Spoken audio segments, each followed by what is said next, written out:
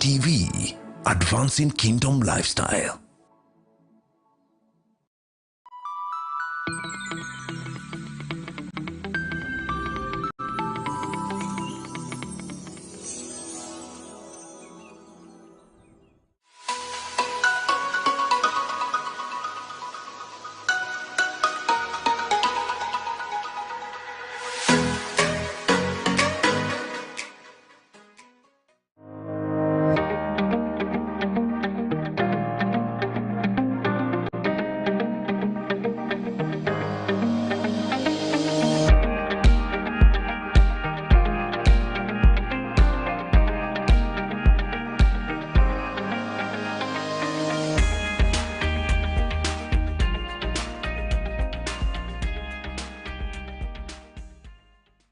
Ladies and gentlemen, welcome to another episode of the GG Report. I'm your host, Godfrey Gishoke, and I'm glad you're tuned in. This is a very interesting conversation, and as always, make sure you share and let everybody join in this conversation. So today we are going to be speaking about youth, women, and governance, the challenging the politics of exclusion, and I have a very special guest on the set with me. Welcome, Ruth Abogo. Asante sana. Yeah, good to have you here. It's good to be hosted by you. Absolutely. I have waited to be part of Elevate TV for a while now. Okay. Yes. Great. Very, very nice. So before we start the conversation, as usual, I'm going to introduce to you the matter, what we're going to delve into, and then I'm going to give you a very quick profile of my guest, and then after that, we get the conversation underway. So get ready. Let's have this conversation. So from the beginning, one of the complaints that you constantly hear from the youth is their exclusion from the political center, what I call the political center, and of course decision making, and they feel that the decisions are being made on their behalf without being consulted. So that's a big issue. The next issue, of course, is the challenge of breaking through the political barriers, because you know, there are barriers. You know, these are stuff. So there is that whole issue of young people breaking through the political barriers to get to the other side. Those are the two main issues we're going to discuss, and my guest is going to speak into that. And so I want to welcome you to the GG Report, and as always, the GG Report is a platform for big, bold conversations, honest conversation on a broad range of issues, social, political, economic, philosophical, theological. Today we're going to have a serious political conversation, so get ready. And let me introduce our guest to you. My guest is Ruth Abogo, a political governance expert and former aspirant for Vihiga County Women Rep. That's what she did in the just concluded elections. And she's also the founder of CARI Africa, and she's going to be telling us more about that. This is a youth empowerment organization. Ruth also serves as head of projects and programs on youth and women for Mama Ida Odinga Trust. So you know what that means, and that's part of why I have her on the show. So get ready for a serious conversation. So Ruth, yes, I'm very happy to have you on this show. Thank you. You know, I don't want to be accused of having only one side of political conversation. Yes. You must balance that. I must balance. So, yes. And apart from that, you are part of the young, active youth on politics. So, and again, you have also been very, very much in the, you know, in the big conversation, political conversation, you know, within the mainline media. So I think you have very, very good experience that you bring on the show. Thank you. Let's start from where I always like starting. You give us a brief, you know, career overview, how you got to where you are right now. So let's start from there. Well, I think it doesn't come up a lot that my background is in law. Okay. I am a lawyer, trained at Strathmore Law School, soon to pursue my Kenya School of Law. And over and above that, I am also a business lady. You know, many people assume that people who are in politics don't do business. So I'm a business lady. I'm in branding business. I'm in social media, strategic brand placement, which is basically PR. Okay. So I do PR, I do branding, and a few other businesses that here and there to earn a living. You know, at the end of the day, they say even men of God have to hit the marketplace, because you cannot just fully depend on the flock. You know, I want to believe that is also the gospel that is propagated in most of our churches today. Exactly. That at the end of the day, in as much as you're in politics, what feeds you and what feeds your family, because you don't want to be a poor politician. There is a lot of politicians out here who are beggars and sufferers. When they appear in the public platform and faces, they are very strong people and they voice out issues, but at the end of the day, they don't know how to feed their families. So for me, how I found myself into this governance and policy space was because of, I would say, greatly because I knew what I wanted from a very early age. I had a great influence from my late grandparents. Both of them are since now gone. My grandmother and my grandfather planted the idea in me when I was 8 years old. That is the time Kibaki was taking over power from Moi. Okay. So the 2002 elections, I was seated at the sitting room watching TV with my grandfather and my grandmother, and they planted the idea in me that one day I will be a Martha Karua. Right. And funny enough, just very recently, one of the mainstream media magazines wrote about 3 women who are likely to become the next Martha Karua, future Martha Karuas. Yes. And I was number 1 on the list. Wow. And it's so interesting how an idea planted in a young girl's mind at the age of, I think, I was 8. Yes. At the age of 8, that should tell you what my age is right now. At the age of 8, yes, an idea planted by grandparents, not even parents, not even school, yes, has manifested into a young girl who later, at class 4, knew what she wanted. And I knew by class 4 that I wanted to become a lawyer and an advocate. I knew that I wanted to defend people's rights. Okay. And then eventually, you know, when you know what you want and you stick to it and you keep telling yourself repeatedly that I will become this, you become it because of the power of the tongue, you know, yes, and the power of visualizing. So I went on to do my primary school at, I grew up with my grandparents, by the way. Yes. So I grew up with my grandparents in Vihiga, where I did my nursery till class 1 and 2. Yes. Then I went to study, I went to live with my mom now from class 2 until class 8. I then went to Loreto Limuru, where the idea of becoming a lawyer was now even solidified, because right, the school would bring us mentors who would talk to us. And one time they brought FIDA to come and talk to us, and they spoke to us. And I remember at that time I had a bit of family issues, and when they were speaking to us, I gathered the courage to sue my father to pay for my school fees.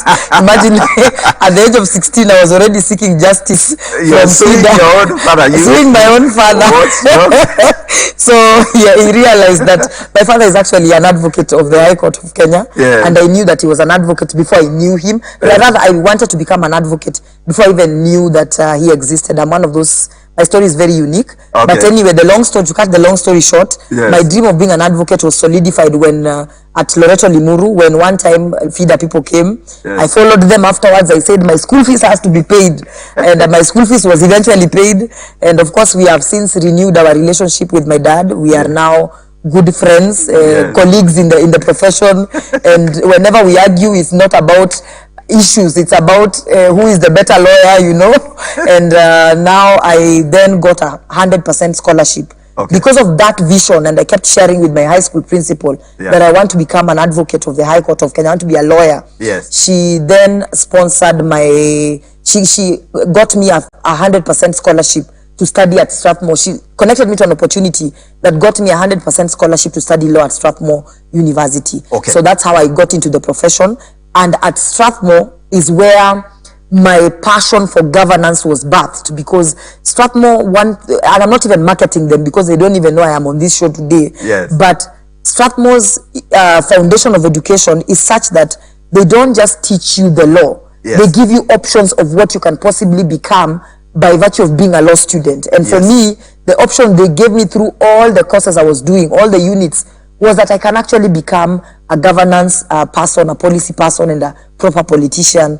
And from there on, I joined student leadership. At first year, I was elected as a student leader, first year to be elected as a student leader at Strathmore, and youth leadership came, and then elections came, and I said, this kelele have been causing on social media, in youth groups, in foundations that I'm creating, in organizations that I'm involved in, why not now test it on the ground? And they say kwa ground vitu ni different. Actually, so that's very, very amazing. Yeah. And I love your energy, your story, yes, and the conviction. I think what I've noticed is most people who are politicians yes, are very passionate, very passionate, engaged yes, with their vision. And so I'm very, very glad that your parents, your grandparents actually inspired you, yeah, and then you took up that, and we are here now. amazing, amazing, amazing. So basically, I wanted you to speak a little bit. Then now you speak about how then you dived into this politics, the Vihiga politics, and maybe whether you actually got involved in politics before you got to interested in being a candidate on the Vihiga women rep position. I will tell you for sure that my first interaction with real politics, yes, in 2013, I would say, some years fresh from high school. Okay. So I still didn't know if I want to be involved in this politics, where do I go? Okay. I still did not know. But for sure, I got involved in politics from a policy perspective, because at that time I was just a first-year law student. Okay. And I remember that the dean noticed what my passion for politics was. Okay. And he realized from first year, day one, even before day one, when I was still negotiating to get the scholarship, the dean knew that this girl wants to do law because she wants to do politics much later. Yes. So one time, this is so interesting. Yeah. At around the same time as this, yeah, just actually it was a year after elections. yes, This was in 2014. yes, Raila Odinga had lost the elections in Yes. 2013. yes. And unlike this year, he took a 1-year break Okay. to the US. Okay. It's a reminder I will give you. Yes. Him and his family decided to relocate to the United States for a year and just take a break. Okay. So they came back a year after the elections. Yes. And immediately when Raila Odinga came back, the school, I think, spoke to him to come and give a lecture to law students about electoral issues and what happened. You know, Raila just needed to open up and speak to us about what had happened during the elections. Okay. And he walked in. I remember an email was sent to us in school, yeah? And we were not told specifically who was coming. They just told us that prepare on Thursday, a special guest is coming to give a lecture to law students. Okay. Kindly make sure you attend. Yes. So then they sent another reminder email a day before. Kindly, this is a very special guest. Make sure every law student attends. The day of the talk, they also sent another email. I was like, who is this special guest? For the first time, the school is not telling us who the guest is. So at around 12, because that was the time we were scheduled for this special guest, Yes. we are all seated at a classroom waiting. At that time, it was only first year and second year. I was now in first year, and we only had second year and first year. Okay. The law school grew with numbers because the law school started in 2012, so I was in the 2013 class. Okay. So as we are seated waiting, about 170 or 150 of us, Yes. suddenly someone walks in, and I'm like, what is Raila Odinga doing here? Men in black first of all walked in. Some serious men in black walked Yeah, in. as We usual. are wondering what is going on today.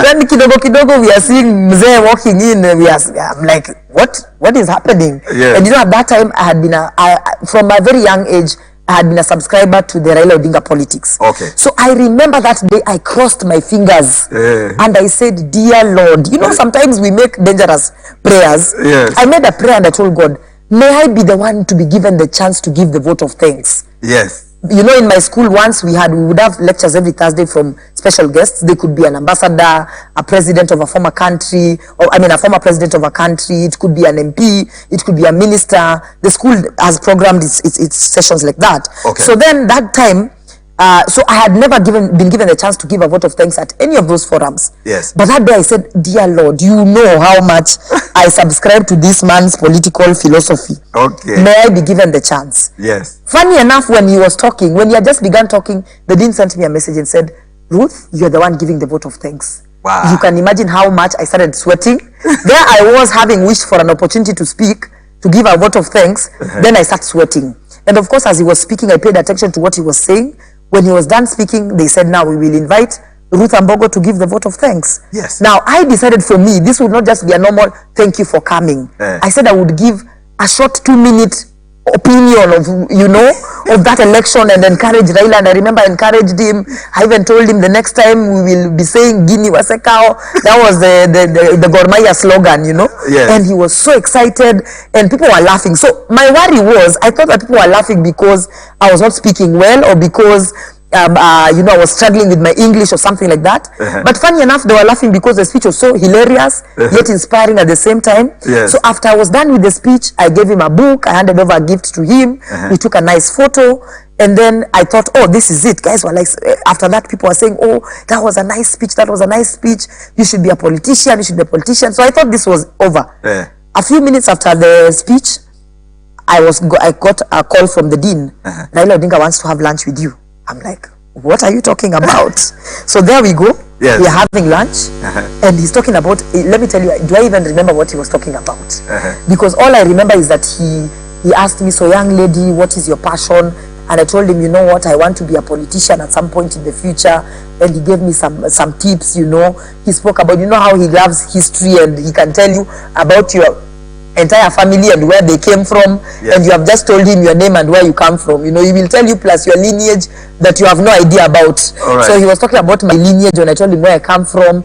And that for me was the beginning of everything. Okay. Because after that, a few months later, the late Otieno Kajwang came to school, spoke to us, and I said, you know, my mom partly lives in Homa Bay. So I had also admired the politics of Otieno Kajwang. Yes. Otieno Kajwang became my first political mentor. Right. And he mentored me for just, can you believe that he mentored me for just, I think 3 months. Yes. Before his demise. Yes. You know, sometimes some people come into your life and they become of the greatest impact in your life. Because for me, I would say, the lessons I picked from the late Otieno Kajwang Yes. are the lessons that I have since applied in my politics. Remember, he used to be a politician that was full of drama, yet very effective. Okay. That's the kind of politician I ended up becoming. Yes. And then subsequently now, when the student council elections came, I now became a popular face. I vied. And during my student council tenure, and this is what I think separates the kind of leader I have placed emphasis on the kind of leader I have become. Yeah. Strathmore focuses on excellence. Yes. So when you are a student leader, you are not just the Tibim, Tialala kind of student leader. You are not just the comrade power student kind of leader. Yes. You are expected to actually deliver. So I vied for the public relations representative position.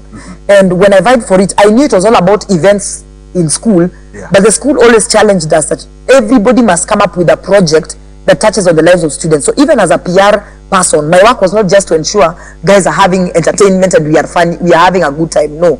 So I picked up on a project that had been started the year before that called Elimisha Stratizen. Okay. Educate a Strathmore Citizen. It was an education program where students would contribute 50 shillings at the beginning of at the end of every month towards educating needy students. Because I was a first beneficiary, I now picked up on it. A scholarship program that is financed by students. Yes. So I remember I was so passionate about it. I would go to classrooms by classrooms. I came up with a system of ambassadors for that program. So every faculty had an ambassador. They would make collections at the end of every month. I even organized a dinner fundraiser, and I remember I organized it in 1 week, and I managed to raise 1.5 million in actual money and pledges. And during my 1-year tenure, I was able to sponsor about 30 students who ended up completing their degrees to completion. Some of them, I see them today. George, they have families. Yes. They went on to graduate. They are doing their masters right now, or they finished their masters. They have stable families. Their families have been transformed. They are now educating their families simply because of a 50,000 shilling scholarship I gave them. Absolutely. And that is what leadership should be about. And that for me is what informed my decision to join politics in 2022. Because 2017 I participated as an analyst, and I was part of the Raila Odinga campaigns. I was part of the Daughters. We formed a group called Daughters of Raila, where I served as a Secretary General. Yes. I used to go around the country forming groups all over the country that are campaigning for Raila. Of course, unfortunately, we lost again. And then here comes 2022, where I said, now, Ruth, your time to try out this politics has come. And I remember... Go on. I remember my biggest worry was, should I do it in Nairobi? Should I do it in Vihiga? Okay. I did not... Can you imagine, George, that I did not consult anybody? Godfrey, sorry. Yeah, yes. Godfrey. Yeah. Can you believe it that I never sat with anybody to consult them that here I am joining politics? What should I do? What should I expect? I just one day sat down on 30th of September, right, 2020, and I asked myself, Ruth, politics is coming in the next 2 or less years. Okay. If you are joining, this is the time. So, are you ready to join? And I said, God, let me make a prayer. I remember I prayed that evening. Very serious prayer. I asked God, if it is your desire that I join politics, may I wake up with an assurance the next morning. The next morning was 1st of October 2020. Yes. Indeed, when I woke up in my heart, I felt a resounding yes. Okay. This is the time to join. I never consulted my mother. I didn't consult my spiritual mentor. I did not consult a political mentor. And funny enough, I have not had very many of them. Yes. And we will talk about that later. Okay. Did you have to join a political party? Of course. And what was the drama around it? And then how did you get to the point where now you're on the ballot? And by the way, if you got on the ballot. Yes. First of all, just to jump straight, to give you a straight answer, I never made it to the ballot. Okay. And I will give reasons why. But of course, I had to join a political party. Yes. But I was already in a political party. Yeah, you already. I was already assimilated, and there was nothing you would tell me. Yes. But then I made the choice to join the Vihiga. First of all, I wanted to become the Vihiga senator. Okay. Then let me tell you how people kill people's dreams. Yes. The very second group I met in town, yes, calling themselves Vijana wa Ground, yes, sat me down and asked me, first of all, are you married? Kwenyu ni wapi? Yes. Uko na boma? My answers to these questions were, of course, as you can imagine, no on those three counts. I am not married. No, I don't have a home you can call. This is kwa Ruth Ambogo nyumbani. Yes. No, in fact, uko Vihiga, mimi si mtoto wa hapo, mimi ni mjukuu wa hapo. Yes. And what did they tell me? Don't forget about the senatorial race. Because the senatorial race has been reserved for men. Go for the women rep race. Okay. And in fact, they told me, if you want to succeed, just leave this senatorial race. If you want us to support you, forget about this senatorial race, join the women rep race. Yes. Do you know, I never even saw those boys after that meeting. And I actually changed my mind based on what they told me. Right. And this is where people go wrong. Yes. That a lot of young people who could actually have the potential of doing very well at very senior positions, yes, once they get to the ground, they meet ground people, the owners of the ground, who tell us, forget about that position. Yes. You want to vie for MP? You have just graduated yesterday. Yes. In fact, you are not even a graduate. Forget about it. Go for MCA. Yes. And then you, after the elections, when the elections go on, you realize that the person who becomes MP was actually somebody who, had you competed against, you would have won. Yes. Because today I have people who tell me, Ruth, had you stuck to the senatorial race, you would not have experienced the drama that you experienced. Because what drama did I experience? Number one, I had to consider regional politics.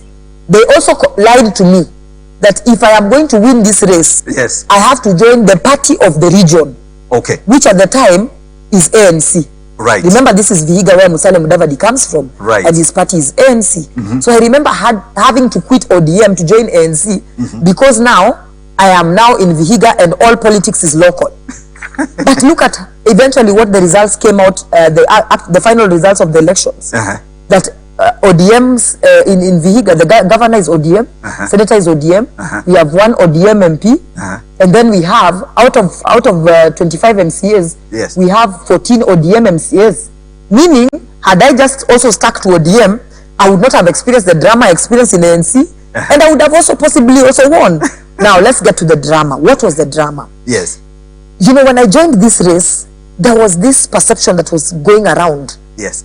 From the word go, a lot of Vihiga people didn't know who I was. Yes. Because many Vihiga people, and sorry to say this, focus on the politics of Vihiga without paying much attention to the national politics. Okay. Had they been paying to national politics attention, they would have known there's Ruth Ambogo, who is an analyst. Yes. But then here I am coming, a very fresh face. They don't know you. They don't know me. They're interacting with me for the first time. And what is the first impression they get? Beautiful photos of a beautiful girl. Yes. What is the impression? A slay queen has entered the race. Absolutely. She has entered the race and she wants to fight with men. Okay. Because my first poster was Ruth Ambogo for Vihiga Senator. Here is a slay queen who has entered the race. Yes. And that's a challenge that many young women face when they're joining politics, especially if God has blessed you somehow. They will say you are a slay queen joining politics. Right. And once you have been given that tag, I tell you, Godfrey, that is a tag that getting rid of is very, very difficult. Absolutely. Number two, so how did I get rid of that tag? I started by I liked the fact that I let that slay queen tag first of all do some rounds. Then I now said, oh, I want to unleash to these people who I am truly. Yes. I formed I got a group of bloggers, very good ones, who offered to be part of my team. The ones who saw me and did their research about me and realized this is actually a serious girl. They went and did their Google research. So what they would do now, on a daily basis, they would unleash my political analysis videos. Then people are like, Allah, you mean we have this gem of a girl from Vihiga? None of our leaders speaks like this about governance. Yes. So this is somebody who understands issues and can articulate issues on our behalf. Now, the moment those videos started coming out of my past interviews about youth issues, about women, about society, I became an immediate threat to the incumbent. Absolutely. We're going to pause there. Absolutely. Ruth, I love your story. Yes. I love your story. We're going to take a short break because you're bringing the background information, because young people that are watching this program, and I know there are many of them, you know, some of them are sitting in church just dreaming, saying one day the Lord will touch me and say you are chosen. That says the Lord. Yes. So we are demystifying that says the Lord, because you are here as flesh and blood. Yes. You know, just giving us your story. Yes. And what you had to deal with, real issues. So ladies and gentlemen, we're going to take a very, very short break. When we come back, I'm going to ask Ruth to continue with that conversation. This is the GG Report. We are talking about serious issues. We want to see how do youth break through the barriers and stop complaining about being excluded. So here you are. Stay tuned. Take a short coffee break. We're coming back shortly to continue with this conversation.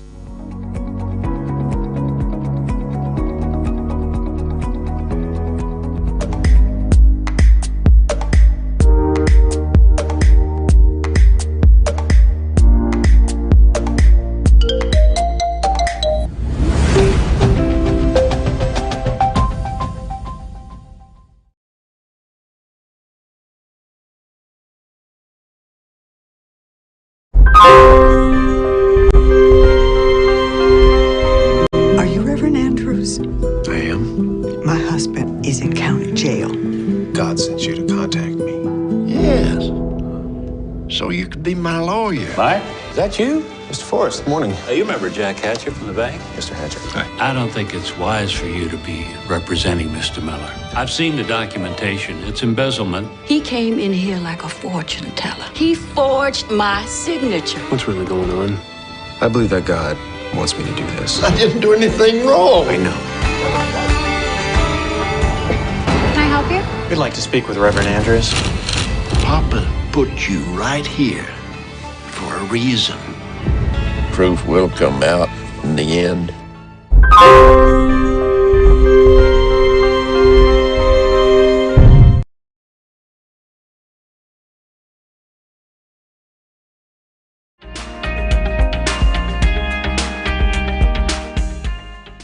Welcome back. This is the GG Report. We are having a very serious conversation today. My guest, Ruth Ambogo, she is deep into politics, I'm telling you. She has the scars and the drama of, diving into this political arena. It's usually quite bloody, almost, so to speak. So, Ruth, I really like your story. So you're telling us about the minute you showed up in Vihiga, you splash out your photos, You know, people just looked at your pretty face. Yes. And your face is actually, you know, blessed. We can leave that to the viewers. To the viewers to Yes. determine that. Yes. But here is a woman smiling, happy, Yes. excited, and you flash your face and Slay Queen. So what And you know, does Slay Queen means yes. that she does not know anything. Yes. Bimbo.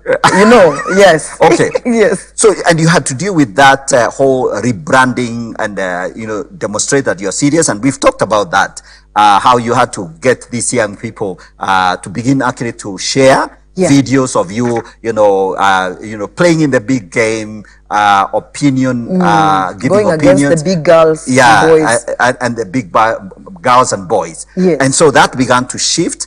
And then, of course, the issue of the party. And you know, Ruth, one of the things, before we dive into the conversation on governance and what is stopping women and the youth in terms of participating in governance, is the whole issue of how you deal with political parties. Yes. So you had ANC here. They told you now, you know, This the is the party you have this to is be the in. local party. Yes. And now here you looking back, you saying, maybe I made up. So what do young people need to understand when it comes to how you engage with the parties, how you brand yourself, how you position yourself, as we wrap that up?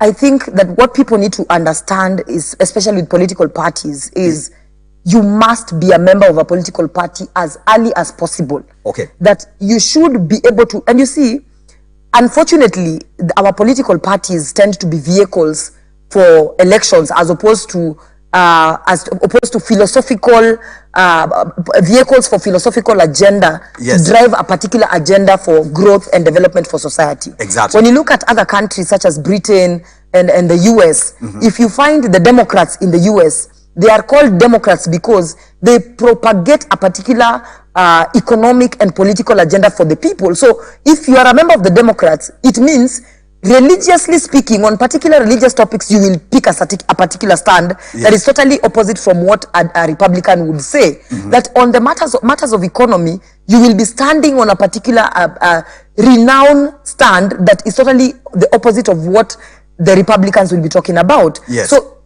from the moment you are born, most people are born into a Republican family or a Democratic family. Yes. So once you become politically aware, you realize that, okay, maybe I was born in a Republican family, but from my socialization and my understanding and my education, I don't align with the Republican agenda, so now I'm a Democrat. Yes. Then you start your own family loyalty to Democrats, and you give birth to kids who will decide whether they want to be Democrats or Republicans. Yes. Same thing with Labour Party in the UK. Yes. And Green Party. Yes. That the Green Party advocates for environmental conservation. The Labour Party is more about how do we get as many people from the UK employed as possible. But in Kenya, sorry to say, a party is about TB Mtialala. The other one was what was Jubilee's agenda in 2017? Tuko pamoja. Tuko pamoja. But what is pamoja for what? You know, TB Mnianini, you know. Yes. Of course, I'd say why I subscribed to ODM, and I still do, is because in as much as this the political sloganeering, there was some level of agenda, and there still is. That when election reforms are being followed, they pursue it. When they're talking about, for example, the plight of Kenyans, you see, even though Raila has lost, he's still back to talking about the plight of Kenyans. Yes. But now I ask myself, what does ANC stand for? What does the other political parties stand for? I understand that UDA for now is talking about economic reforms for Mwananchi. We are waiting to see whether they will actually propagate that in the coming 5 years or not. So, as a young person right now, for you to, how do you engage with these parties? By identifying that for you, as an individual, is it social democracy that you care about or economic reforms that you care about? So that will inform whether you are a member of ODM or a member of UDA. And you look at also other parties and what they advocate for. Like I know there's a party that is run by a young person called the National Liberal Party, the party that led Okiya Omtata to the Senate. The only leader they produce is Okiya Omtata. Oh, but really? he's a young man. It's a party owned by a young person. Okay. And in 2027, Riziki is likely to get MCAs and members of parliament because now he has Okiya Omtatah in the Senate. So I'm trying to tell you that not only can young people think about joining political parties, but even forming their own political parties. As I speak to you, even though I am a member of ODM, are you aware that I'm an executive director of People's Democratic Party? Oh. I am executive director of People's Democratic Party that has been associated with Obado for some time, but he is really not our member because as the executive director, I'm the one who did the papers, so I know who are the real owners of the party.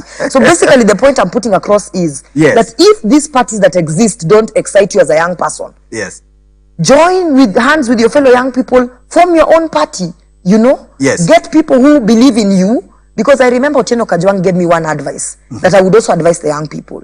Because our fear of joining politics is that, what if sina mtu wa believe in me? What if I don't have anybody who believes in me? What if nisimame na sina resources? Because who tells you that when I was vying for elections, I had money? I had nothing. I was just a young girl with a dream of being a woman rep. Okay, I was a senator. Then people lied to me, be a woman rep. I now said woman rep. But what happened? When I put out my dream, I found people who believed in me. So as a young person, you might say that I don't subscribe to UDA, I don't subscribe to ODM, I don't subscribe to NC or any other party. So me and my fellow young people, or 5 of us, we are going to form a party. And once you put out that dream and goal, you will find an elderly person with money who says, I've been wanting to finance young people who are strong enough to believe that they can create their own parties. And they give you a lot of money and you finance the party, you form it, you go, we have 5 years. 5 years is a long time. You can recruit half of the young people in Kenya, and in 2027, you are the party to negotiate with, you know. When the big boys come to you, they ask you, the question is how much money you get. So number 2, the other lessons that young people must learn from politics is, don't walk in thinking it is a walk in the park. I experienced violence. I was beaten up in meetings. Goons were sent to beat me up. My PA's daughter at some point was mercilessly raped. And in fact, that is what got me out of politics, because the guilt that I had, I kept telling myself that had I not participated in these campaigns, maybe my PA's daughter would not have been raped. But you see, God is also a God of mercy, and God knows my heart. And God knew that indeed I wanted to really bring about change. So and remember, for me, these things were not easy things, by the way. When I talk about somebody being raped, I mean, I think I shared with you the photos before the show. I think it was gruesome. It's gruesome, graphic, gruesome, terrible. It affected me psychologically. I underwent depression. I was hospitalized. I was hospitalized for trauma. And you see, some of these things are the challenges you will face as a young person. So when you're joining, be ready that it is not going to be a walk in the park. Be ready that when you become a threat as a young person, because remember, the older members of the society have already established a certain system that grips the young people with political promises that are not necessarily going to fulfill. So when you come in as a young person and your fellow young people believe in you, trust me, you become a threat. So how do you deal with these threats? And that's where a lesson I failed at was seeking mentorship. Absolutely. Ruth, I think one of the things I must commend you for, and you bring to this conversation, is even just that admission that this is how I failed. This is where I missed it.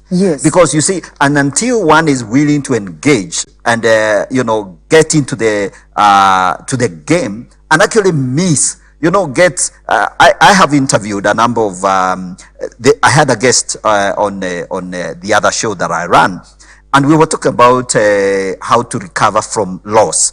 And she told me her story is similar to yours, but now she had been positioning herself for women rep for Kiambu County.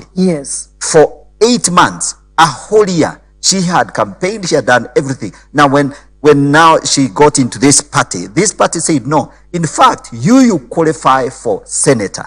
So she was told by the party, you're going to be our senatorial candidate. So leave the woman rep race. Leave the woman rep. Oh my God. So it was an all-men affair in Kiambu for senatorial. And she had 3 months. And then what happened is, after that, is that the very last, I think, 3 weeks, the incumbent senator who had some cases in courts and stuff and drama like that, they got discharged and they came back and they were UDA. That's it. They were done. Finished. That's it. Yes. You know, so I think the lesson that young people should learn is that assess yourself. Yes. If MCA is what you want to go for it, and don't even change your mind, because it is God who gives you that vision. Yes. If it is senator, please stick to it. Had I stuck to I can tell you for sure. Yes. Had I stuck to the senatorial race, yes, these dramas that I faced, yes, I would not have faced them. I would have been focused, and probably I would have won. But also, we must also appreciate also sometimes that there's what you might want, yes, and there's where God might be redirecting you, because as a result of stepping out of that race, yes, I eventually now got the opportunity to work for Mama Ida Odinga as a head of programs and projects. Absolutely. Which, if you ask me, is a better position of influence as opposed to even the woman rep race I was looking for. Okay. Because if programs are rolled out, they will be rolled out nationally. Yes. And you become of more influence than you would have been as a woman rep at a local level. And maybe that might position me for an even bigger position in 2027. Absolutely. Yes. Now, speaking about governance, because I know sometimes governance can be a little bit, there's a lot of talk and reality. So some of the institutions that speak into governance, you know, is political parties, and you have actually shown and demonstrated and clearly, you know, told us how important the political party is. What are the other institutions of governance the other that young people need to get engaged with? Somebody talked about youth policy, for example, youth charter and stuff like that. Some of these institutions in the background that really can young people should be aware of, and they should engage, so that then they can. We don't just talk about being excluded. Yeah. These are the avenues you can get into the game. So maybe I like the fact that you're asking what are the other avenues that young people can be engaged in if political parties is not what they want. Yes. We have organizations, non-governmental organizations. Yes. You have so many non-governmental organizations, Uzalendo Trust, Uraia Trust. You have groups such as Youth Agenda. You have groups such as mine, Carry Africa, Center for Advocacy and Awareness on the Rights of Youth in Africa. Right. And in fact, right now we are looking for volunteers, because over and above just doing empowerment programs to the youth, we actually have a component on leadership and governance, where we not only give you the chance to engage on governance issues, but we also train you on how can you become how can you become a leader in the first place. And when the time comes, if you're vying, for example, we have very many programs under the leadership and governance aspect. Number one, we have a program called Vijana Vital Voices, where there we train young people who want to be future influencers in not just politics only, in business, in the social spaces, in politics. How do you become a leader in whatever area of influence you want to be? And you see, that will give an opportunity to any young man or woman who wants to be an influencer in the governance space, in the political space, will be trained. Second, we have an engagement platform where young people speak about basically how to be systems of checks and balances to the government. So it means, for example, if a cabinet appointment list has come out, then we as an organization, by virtue of conducting our governance duty, we will criticize that list and tell you that, look, these particular individuals don't deserve, because maybe of integrity issues, to be on that list, maybe because of corruption issues, maybe because of lack of qualification issues. So that in itself is governance, is policy, is participating in keeping your government to account. And there's so many institutions out there. If you just Google institutions, youth organizations that deal with governance and policy, they are 1,000,001. There is one called Run for Office that is run by a friend of mine called Will Kister. Another one called Siasa Place, run by a friend of mine called Nerima. So there are so many organizations out there of young people who are trying to be to engage in policy and governance, that if ours does not excite you, maybe there's another one that is more advanced, that has been in existence for longer, that can excite you. But us, we are currently taking volunteers and people who are willing to be trained, because I believe that once I have gotten to where I have gotten to, by the grace of God, as it has been for me, and having won so many awards, I believe that it is my responsibility to raise other young people who 2 years from now, 1 year from now, 5 years from now will be saying, I am now the leader that I am, courtesy of the mentorship that Ruth gave me. Because I was taught that if somebody holds your hand and takes you to where you are in life, you owe it to several other people to hold their hands to equally get them to where they ought to be in life. That is how, you know, life works in and mentorship. Okay. So, speaking about some of these keeping government in check and voicing for the young people. So right now, in our political space and in the new government that has been appointed, now people are positioning themselves for spaces. So so there was a cabinet, CSS. Cabinet secretaries. Cabinet secretaries, those ones are the president-elect. There was no youth. So that's a good observation. And then there is the principal PSS. secretaries. Yes. And I am meant to understand more than 9,000 people applied. Of course.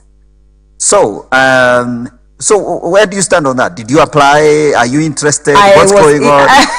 Where my stand on that is that I've actually seen a number of young people on that list. Yes. The final list, which is a good thing. Yes. But whether they will make it to become PSs is another question altogether. Okay. My organization is waiting to make a proper analysis and to advocate again, once again, yes, that where are our youth? Because you see, the truth of the matter is that when young people complain about exclusion, yes, and yet when cabinet secretary list comes out, we are the first ones to say, please don't criticize that list. At your wachanini na serikali ifanye kazi. You ask yourself, surely, tutasaidika, who will help us? Because that is the time to talk and say, there are no young people there. Yes. You know, sometimes I feel like we youth are enemies of ourselves. Okay. Because when the list of cabinet comes out and then Ruth goes to media like I did, and complains about the list not having young people, you will hear another young person saying, Ruth, you just don't like the president, or you know, you should let the government. Of the opposition anyway. You are in opposition anyway. Pumzika tosheka na opposition. Yes. They don't see that I am fighting for them. Yes. So sometimes I feel like we are not being genuine when we ask to be included, because when we are not included and one of us or a few of us come out and say we are not included, we fight those people who are saying we as the youth are not included. So we must be honest with ourselves that if it is a question of fighting for inclusion, then anytime young people are missing on any list, we should not only support those who are talking about it, but we should all come out in one voice and say, yes, how come we are not included? Absolutely. And we even want the publication of the ages of those people. Of course, we want the publication of the ages of those people. And then you see, for me, and by the way, that is where I will tell you what I did. When before the CS list came out, I brought together young people from Western. And for me, because you see, there's also community interest. Yes. I brought together young people from Western. We had a meeting with them. Then we addressed the press. And key amongst the agenda we were promoting was that we wanted young people to be given jobs. Because how come is it, I mean, to be given jobs in government, especially those who are qualified? Because my question was, how is it that when it comes to the campaigns for these people to get into government, the youth are very much needed? Yes. We are the organizers. We are the ones who go to the ground. Yes. We are the ones who mobilize. We are the bloggers. The actual ground. We are the ground. We are the bloggers. We are the voters. Yes. But then when it comes to appointing people into government, we are not there. So the question for me, I said, we should, in the same spirit that we trust young people to campaign for the senior politicians, that once they've made it, can they appoint us into county governments? And in fact, for us, our condition was every county government should appoint at least 5 young people who are qualified. And it's not a question of lacking qualified young people. I have heard the older generation saying, we cannot trust this vijana na serikali. And yet, the county of Nandi trusted a 32-year-old to be a governor. Look at how the county transformed in the 10 years that he became governor. Yes. Look at now, in fact, I'm happy that communities such as, especially, I don't know why the Rift Valley people are really setting a good example for us. Yes. They have a 24-year-old woman representative. Something that if you tell people from Vihiga, we need a 28-year-old, they tell you, huyu ni mtoto, you know?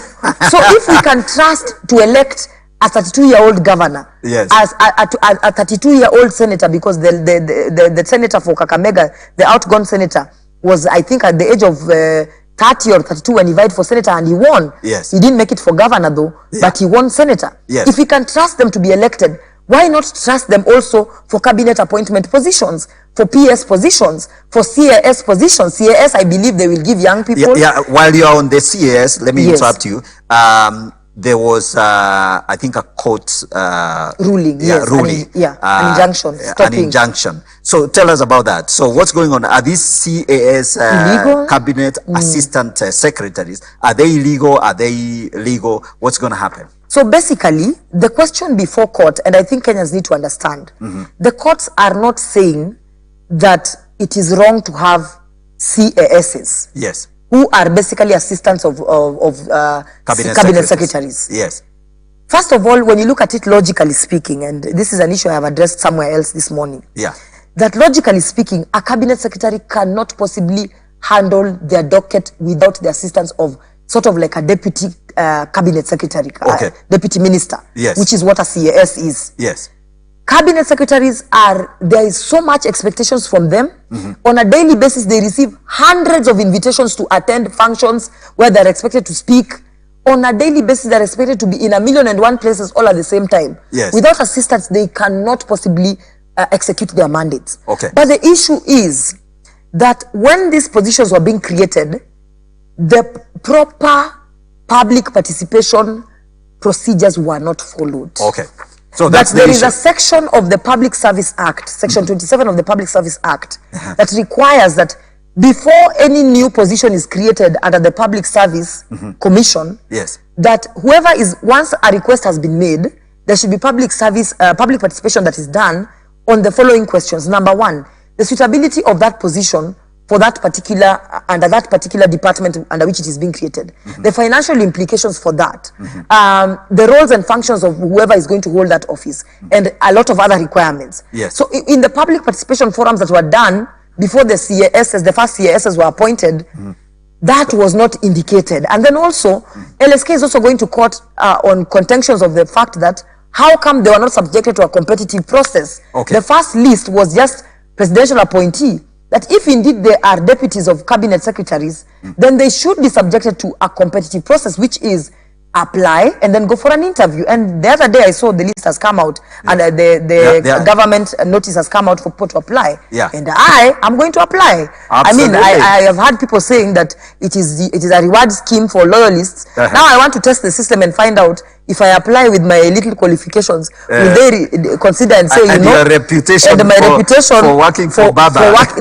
You know, and my reputation for working for Baba. By the will way, they consider that over and above? Will they ignore my reputation for working for Baba and consider that I have actually been a champion for the youth? You know, because for me, the one I'm interested in is for the one for the CAS for youth. Okay. You know, I believe there is a lot that can be done. And I believe that, you know, I could do something. So I will apply and pray, hope for the best. Absolutely. Pray, Actually, by the way, before we end this conversation, because, you know, I like the energy, I like, you know, your forthrightness. What is it like working for Mama Ida? Oh, Mama is a lovely, lovely woman. Right. Mama is, she's a mama. She's literally a mother. Okay. She's a mother. She's a very unique personality, by the way. Okay. Unique in the sense that she's very bold, very strong. You know, a lot of wives of senior statesmen tend to be very reserved personalities. Okay. And I would probably compare her to maybe Mama Rachel. Okay. Mama Rachel tends to take a more reserved approach to life. But I believe Mama Ida's bold and very outrightness in terms of what she does is as a result of the life she has lived as an individual. Remember, we don't have so much time. Yeah, as we finish, but remember that when her husband was being persecuted, she had to take care of the family. So she basically would be she would qualify as a wife of a political detainee. Okay. And those wives never really go through an easy life. But she's a good mentor to me. She's a good friend. She's a mentor friend, but also she's a disciplinarian. So she's a disciplinarian. Yes. Absolutely, Yes. absolutely. And so I'm happy that you're happy working with her. Yes, and, it's a joy working for her. And being you know, championing projects and programs on youth and women for that trust. And so that's a good thing. So can you imagine, Ruth? We've run out of time. Oh my gosh, and there was so much to say. Yeah, there is so much to say. There's so much to say, but Yeah. I want to believe that there is no dream that is inachievable. As you see me here, I've grown up from a very humble background in a very humble family. And I never allowed that to limit my capacity to dream big. And I'm not saying that I have gotten to where I want to get to, but I can say confidently that I am on the path of where I want to get to. So pick a dream, find out what you're passionate about, find out what makes you angry, what makes you sad, what makes you excited, because it is out of those things that I have mentioned that you find your purpose. And once you found your purpose, pursue it relentlessly. Relentlessly means regardless of whether you have the money, the support of people, the approval of people, anything that you think you need to succeed. If it is not there, you need just yourself and your dream at hand to succeed. Thank you. Absolutely. Ladies and gentlemen, that has been a very, very powerful, interesting conversation. I've absolutely enjoyed the conversation. Thank you so much, Ruth, for coming on the show. I hope to come back again on a different topic. Yes, yes, we shall revisit. There are still a lot of things we haven't quite dived into. And I'm very, very happy, and congratulations for what you're doing and everything that you're doing to help young people and speak up for them. So that's all we had for you today. This has been the Gigi Report. Your host, Godfrey Gishoke. I hope you have learned a lot of things. And so we'll see you another day, same time, same channel. Keep it elevate. Don't forget to share with your friends, and we'll see you another day just like today. God bless you. Have a good evening. Bye for now.